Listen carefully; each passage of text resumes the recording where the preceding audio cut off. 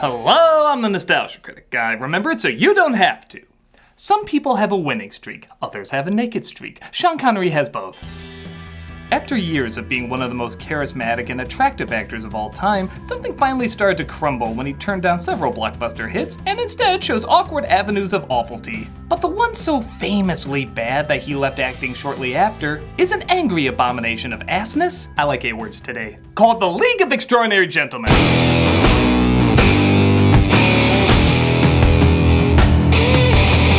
Based on the comic by Alan Moore, the guy who did Watchmen, directed by Stephen Norrington, the guy who directed Blade, and starring the guy who inspired the greatest Celebrity Jeopardy episodes ever made, how can this not be friggin' amazing?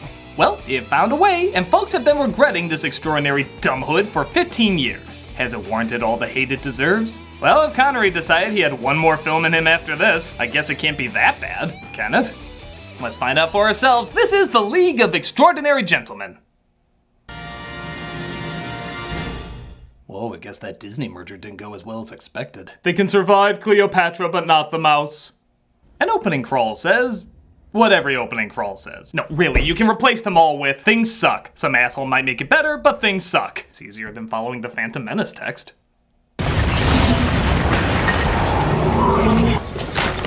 Yeah, I'm not really paying attention to the starring credits when a goddamn tank is on screen. This is especially frustrating because it distracts from the police's brilliant tactical strategy. Hold! Well, if it didn't work once, better try it again. Hold! Well, I don't think you're asking polite enough. As a tank, it has to stop after you say halt a third time. You're gonna say halt a third time, aren't you? Halt! In the name of the law! Yeah, you deserve this Wile E. Coyote death. Thank God newspapers were written like tweets back then, as Germany says 9 us! And the culprits are rounding up every textbook mad scientist to say every textbook mad scientist cliche. Was wollen Sie? The world.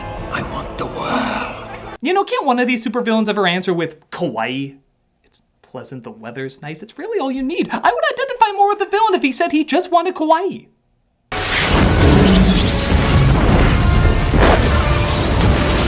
I can see why they focused mostly on his eye, as the rest of him looks like a basement cosplayer who couldn't fit into his costume, so he grabbed whatever leftover scraps didn't have Cheeto dust all over him. Yeah, this is my dirty Destro mask, my dirty Spartan armor, and my dirty Cruella de Vil coat. I am Leonidas Cruella de Destro! Fear me!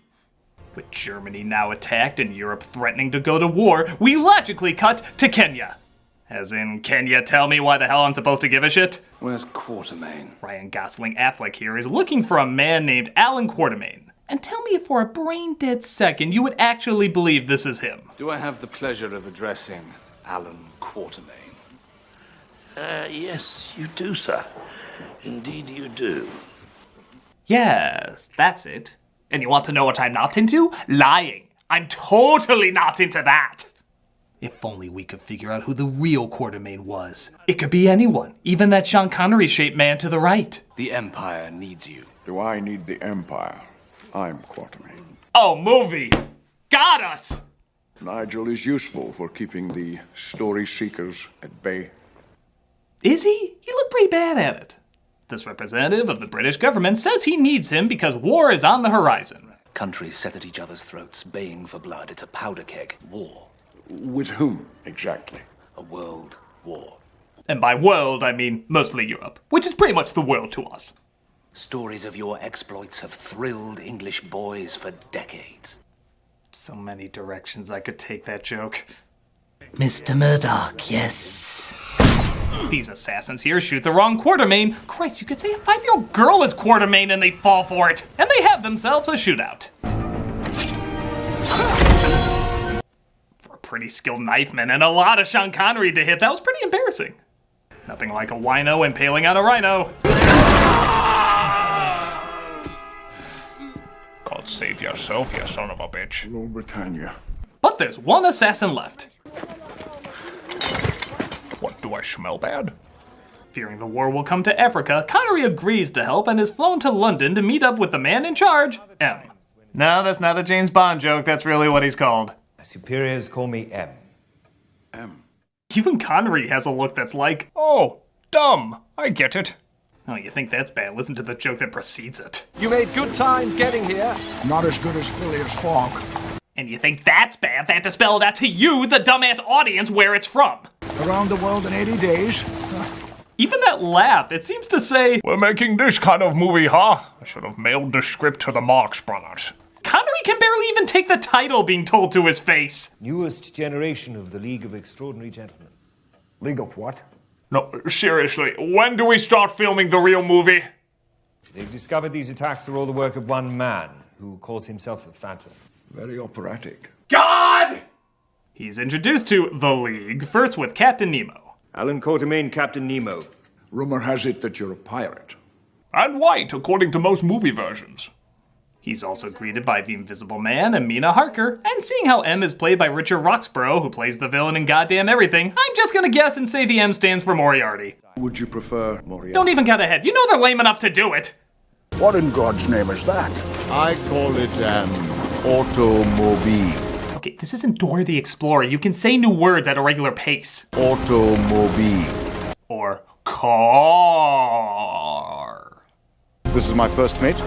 Call me Ishmael. Jesus Christ! Hey look, the makers of this comic were so embarrassed to be in it, they just sent their names. In fact, wait, Alan Moore isn't playing the villain? I think that's the biggest twist so far. What dumbass book are you from? Mr. Dorian Gray? Well, ask us stupid question. You're missing a picture, Mr. Gray. And you don't miss a thing, do you? Oh, sometimes. Good scripts, for example. I miss those a lot. So we go from one big building where we're sitting around talking to another big building where we're sitting around talking. Squee! We all of us have traits useful in this endeavor. A hunter, scientist, even Skinner has stealth. Cheers. Oh look, we can see the drink go down his throat. Shouldn't we see all the food and drink he's ever had then? Like, over the days or weeks, whatever? In fact, shouldn't we technically be seeing it turn into... Why are you making me think this movie? But Ivan the Blast shows up to try and take out our heroes. We give to you all special one-time invitation. Join me. You know the mask is supposed to cover the ugly part, right? Connery gets a wink from someone who's on his side, though, and another shootout commences. Ladder! Ladder! Ladder! Ladder! Henry, did you survive that ladder? I will never be the same after that ladder! Oh my god, this guy has a sword! And all we have are machine guns! And that's nothing compared to this guy's cane! You know the stormtroopers defeated by the Ewoks are probably looking at these guys saying, You know what? We did good.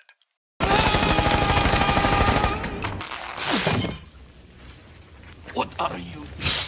I'm White Prince. I'm complicated. Oh, that is so something White Prince would say. Mina reveals her power too, as apparently she's a vampire. From Dracula! I don't know, everything else is spelled out. Who's this, sexy Don Quixote? And you are? Special Agent Sawyer. Oh cool, did you trick some kids to painting out the bullet holes from Dorian's suit? Where the hell those go? You're in. They travel to Paris to get one last recruit, Dr. Jekyll ripping off Van Helsing. Or did Van Helsing rip off this? You know what, they're both shitty movies, we all lose. I'll give credit that the effects on him are legitimately pretty good, and I also like that Nemo's Sword of the Ocean actually looks like a Sword of the Ocean. You know, cloud sword, but still a sword. But most of the movie is just people standing around yapping. That wouldn't be too bad, except they're not even talking like they're interested in what they're saying. These are the most famous characters in fiction. Each one of them has a book centered around them. Yet they all talk in the dullest of roars and the most mono of tones. Well, I was surprised you ultimately joined the League. So it's clear, with Da Vinci's blueprints and enough explosives. I mean to undo the flaws in my character. Your past haunts you.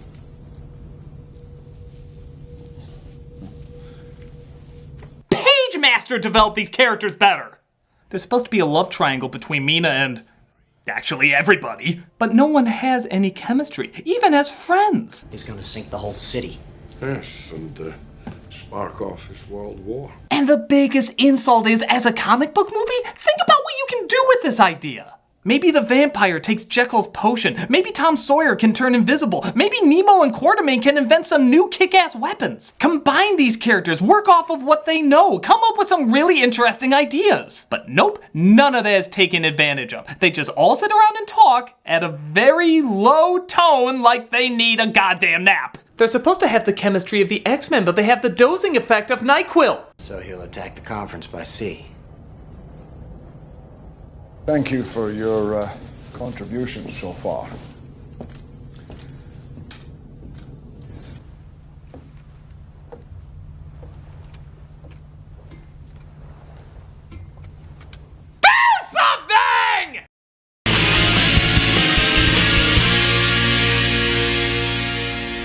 League makes it to Venice to apparently stop a bomb that the Phantom is going to set off.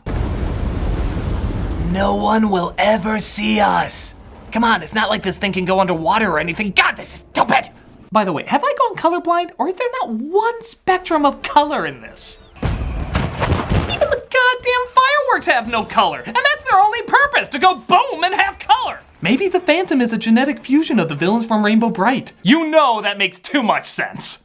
But more than one bomb goes off, sinking a ton of Venice's buildings. Get ahead of the collapse and destroy the next building. We can interrupt the chain of destruction. There'll be no room for error, but I tell you it could work. What are you talking? God, even when explosions go off, they just talk. It should be the friggin' League of Extraordinary Conversations. Except the conversations are boring too. We do finally get some bland action though, as the new device called Automobile. Remember, a device so new they say it like this. Automobile. Can be driven perfectly by Sawyer, who, despite never seeing one or being in one before, can pull a Fast and Furious trailer pretty quick out of his ass. No, I swear, this is the first time I've ever driven this automobile.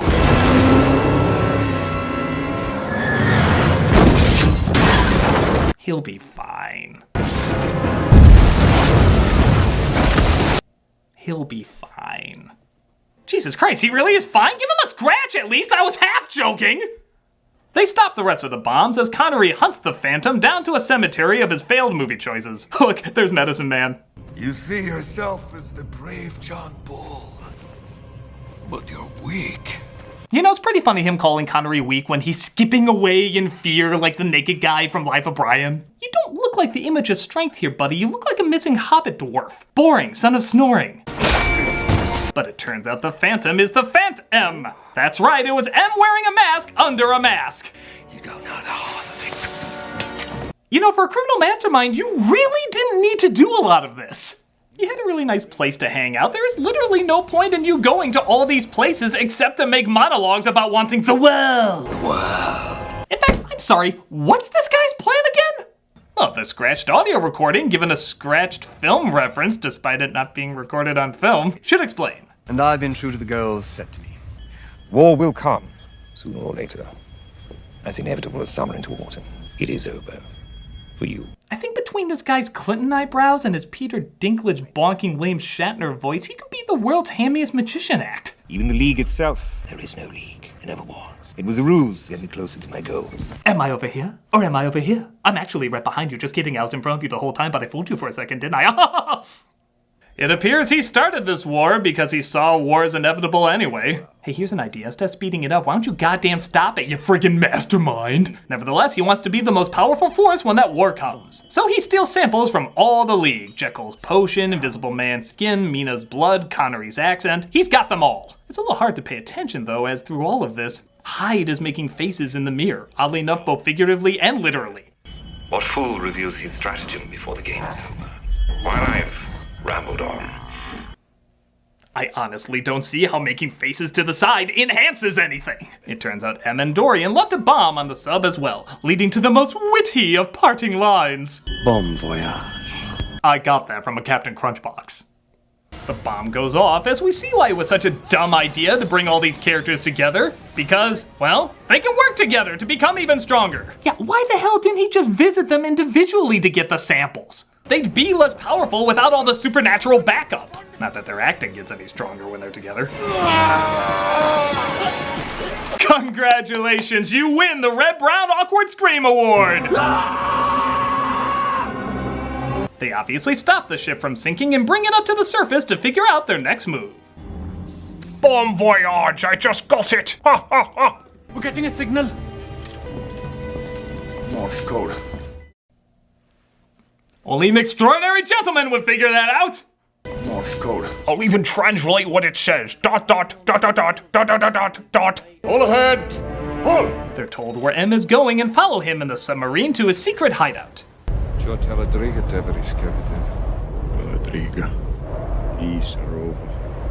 Invisible Man sneaks into his hideout to report back what he finds. Of course, being completely naked and somehow surviving the goddamn freezing cold. Ew, I saw snow on his dinghy. He says in the hideout there's a ton of tanks, Noculus subs, and metal supersuits being made to take over the world. Well, at the very least, we're promised a kick-ass climax of none of those tanks, none of those subs, and only one of those friggin' suits being used. I'll bite your legs off! But it's okay, because we get this weird shaving edit in the middle of the action. Of course, that's how we got rid of his mustache. It's all falling into place. Thank God they focused on that! I'll give credit that there are two cool things in this climax. One is this line. We have trouble. I call it sport. That's just awesome. And the other is this guy. As far as I know, he was never introduced before, but look at him. He's the only guy having fun in this entire movie. It only gets better when he takes Hyde's potion and covers himself with it.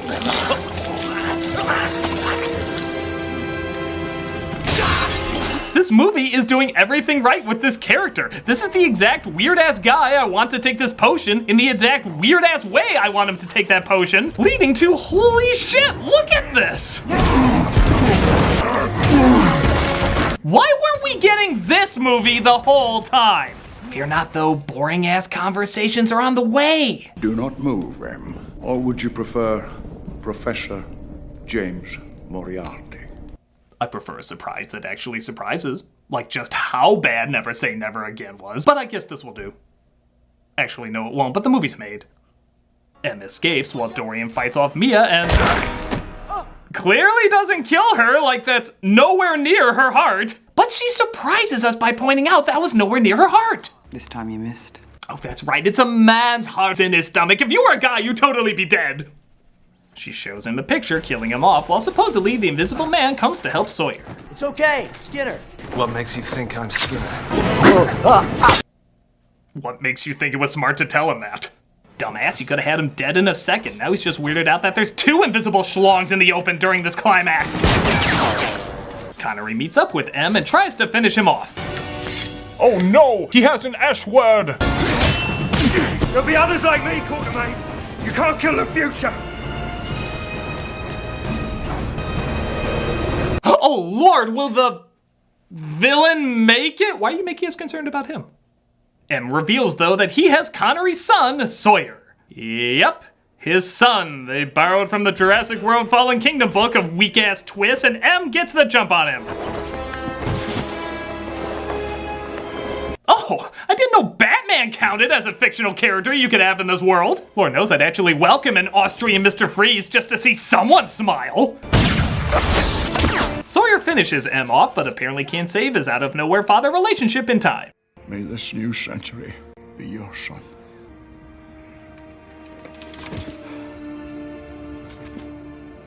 Wow. Even the main character's death seemed dull as shit. He doesn't look like he died. He looks like he was shown a clip of him singing from Darby O'Gill and the Little People. She is my dear, my darling one, my smiling and big island. So they bury him back in Kenya. Don't worry, I'm sure Dr. Frankenstein will drop by to whip him into shape. I have long hidden away from the world. Now I wish to see it anew as the century turns. You're all welcome to join me. Even the funeral in this is like, yeah, okay, cool. I miss him, I guess. But fear not, as apparently Kenyan shamans have cured death. Turns out the secret was dancing. Dancing cures death. Like and share? Yeah, the downside is he's reincarnated as a CG dragon and still can't sing. And that was the League of Extraordinary Gentlemen. I'm sure it tried its best. Your best. Losers always whine about their best. Winners go home and fuck the prom queen. I will go through all of Sean Connery's IMDb page. Everyone seems half awake, it's visually colorless, the effects are hit and miss, it's just an all-around boring movie. I can't say it's anywhere near the worst I've seen, not even close. It's just dull and uneventful.